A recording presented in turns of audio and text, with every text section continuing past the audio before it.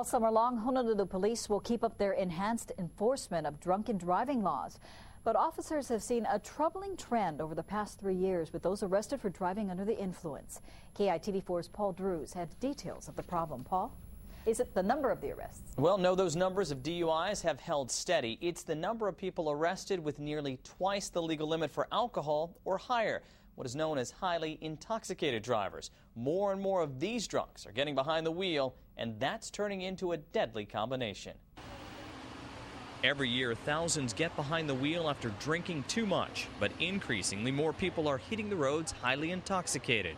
In fact, over the past 3 years, 37 to 40% of those arrested for DUI have a blood alcohol level of 0.15 or higher, double the legal limit.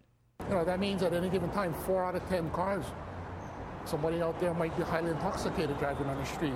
Dr. Eric Colai has seen the devastating after effects of drunken drivers in the Kaiser emergency room and explains alcohol starts to impair a person long before you're drunk, but instead just after the first or second drink. That reaction time is the first thing to go, and eventually, those reactions just aren't there. The more you drink, the slower you take to stop when needed or respond to hazards. Highly intoxicated people are people really that can't function safely. Their motor reflexes and their muscle responses just aren't doing what they're supposed to do. And their brain really doesn't have adequate control over their bodies. Surprisingly, even though people may be driving with twice the legal limit of alcohol in their system, many may not even know they're drunk. You don't necessarily sense that you're that intoxicated. That's part of the danger of it.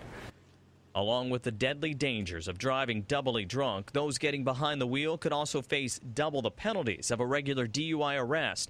Those caught immediately lose their license for 6 months. But even with all the deterrents, Honolulu police say some people regularly make this life or death decision to drive this drunk. We believe that people just don't believe they'll be caught. They may have done this numerous occasions without being caught, got home safely, which gives them a false sense of security. Out of all the drunken driving accidents, these highly intoxicated drivers cause about 75% of all the fatalities on our roads. And we'll have more details of that grim number in our next report tomorrow here at 6. Reporting live, Paul Drews, KITV4 News.